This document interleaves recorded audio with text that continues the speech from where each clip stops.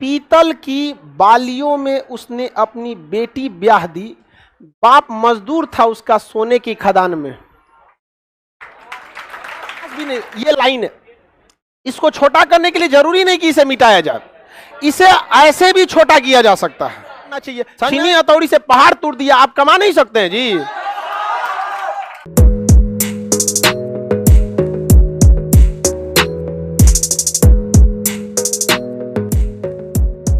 समझ आ गया कि नहीं? बेंगलोर के जस्ट बगल में मिलेगा कोलार की सोने की खान, कोलार की सोने की Khan, KGF, Kolar gold field.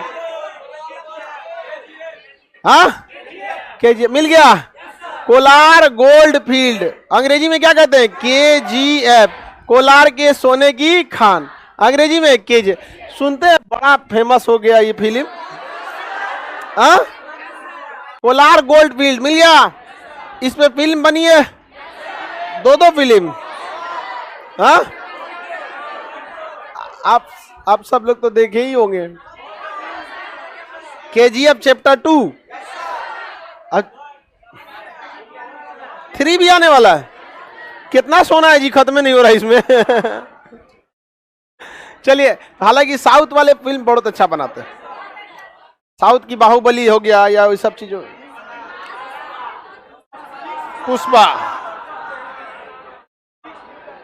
आगे देखें, साउथ की फिल्मों में एक चीज आता है ना, कंट्रोवर्सी ज्यादा क्रिएट नहीं करते हैं, फोकस करते हैं जेन्युइनिटी चीजों पर।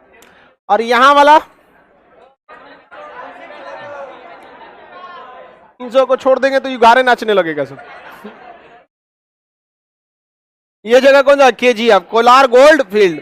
और ये जगह सोने की खदान। समझ में आ गया कि नहीं आ गया? एक शायर ने शायरी कहा था, देखिए, बाली जो होता है कान में पहना जाता है, कि पीतल की बालियों में उसने अपनी बेटी ब्याह दी, बाप मजदूर था उसका सोने की खदान में। समझो, मजदूर चाहे कहीं का भी हो, बेचारे की जिंदगी बर्बाद हो जाती है। सोने के खदान में मजदूरी करने के बावजूद पीतल की बालियों में बेटी ब्याह दिया। बहुत, ये भारत पे एक धब्बा है। हमारे यहाँ दहेज प्रथा, समझ, अपने अंतरात्मा से पूछिएगा कि आपको दहेज, और लड़कियों से भी कहते हैं, दहेज रोकने के लिए सबसे पहले अपने मम्मी पापा को समझाइएगा। भाभी का दहेज बहुत अच्छा लगता है, समझ में आया ना? अपन दहेज में पारा चढ़ जाता है कि दहेज, ये सब बहुत बदनुमा दाग है हमारे भारत पे। दहेज प्रथा अजीब सा, जे किसी के आप ताज्जुब कीजिएगा, एक आदमी की जमीन बिक रहा था तो हमसे आया, पूछा, खान साहब जमीन खरीदिएगा क्या? हम कहे नहीं, हमको क्या दिक्कत है, हम दिन रात कोचिंग में रहते हैं, हम क्या करेंगे खरीद के? कहा कि सर ले लेते, ठीक ठाक रहता। वे काहे बेच रहे हैं, क्या दिक्कत है? कहा बेटी की शादी करनी है। अमूमन गांव में देखिएगा, कोई जमीन बेचता है ना, 50% चांस है बेटी की शादी करनी। ये भारत है, ये हमारी संस्कृति पर एक दाग है। हम लोग की संस्कृति ऐसे नहीं थी। हमसे बगल में है नेपाल, वहां दहेज ऐसा नहीं चलता, और अगर चलता भी होगा तो यहीं वाले जाके सिखाए होंगे, यहीं वाले जाके सिखा दिए होंगे। जो शादी हुआ होगा, 3 टाड़ भी लड़का रहा होगा, 5 लाख दे दिया होगा। हम गलत चीजें। और लड़कियों को भी कहते हैं आप लोग से कि ये चीजें आप लोग में ना, सबसे बड़ा खराबी क्या होता है महिलाओं में, कि अगले 20 साल का प्लान क्या होना चाहिए, आप में कोई तैयारी नहीं करता है। ना ही आप लोग के लिए कोई इस तरह आगे लड़ने वाला है कि अगले 20-30 साल तक क्या प्लान होना चाहिए। ये लोग सोचे कि दहेज काले खत्म हो जाए, नहीं होगा।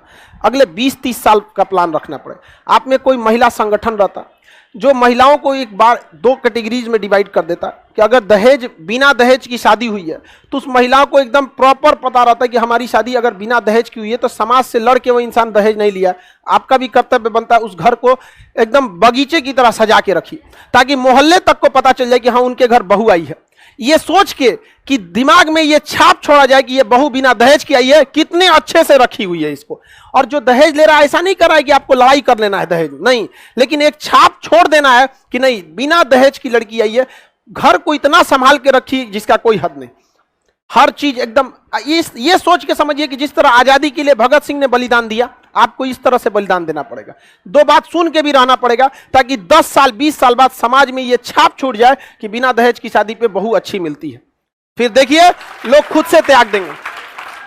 लेकिन ये लड़ने कोई तो चाहिए होगा ना इसको बताने के लिए। हम सोचते हैं कभी कोई तो महिला आए, जब लास्टली देखेंगे नहीं आता है तो फिर हम खुद ही आएंगे। आ गया, क्योंकि एक बिहारी ने कहा था भगवान के भरोसे मत बैठो, क्या पता भगवान तुम्हारे भरोसे बैठा। अभी बहुत सारी लड़ाइयां लड़नी है, उसमें एक ये भी लड़ाई है और इस जीवन में हम इसको खत्म करके भी जाएंगे। यहां पर बस थोड़ा सा समय लगेगा यहां पर। और महिला अजीब टाइप, ये चीज हमेशा याद रखिएगा, दहेज खत्म आप लोग के हाथ में। अगर दहेज नहीं लिया है कोई ना, आप उसकी 10 गलती भी अगर करें ना, बिना गलती भी बोले सुन लीजिए और उसको एहसास दिला दीजिए कि माता जी आप हमको जितना बोल रही है ना, हम इसलिए सुन लेते हैं कि आप लोग इतने संस्कार वाले हैं कि इस समाज, लालची समाज में भी आपने बिना दहेज का शादी किया। अगले दिन से डांटेगी भी नहीं। बोलने का भी एक तरीका होता है, सुन लीजिए चुपचाप और उसको एहसास भी करा दीजिए कि देखिए आप गलती से डांटी, हम सुन लिए और ये भी सुन लिए कि आपका संस्कार है, तो डांटिए भी तो उसका सम्मान बढ़ा के। धीरे धीरे धीरे धीरे समाज से ये खत्म होगा। ऐसे लड़ के दहेज कभी नहीं खत्म होगा।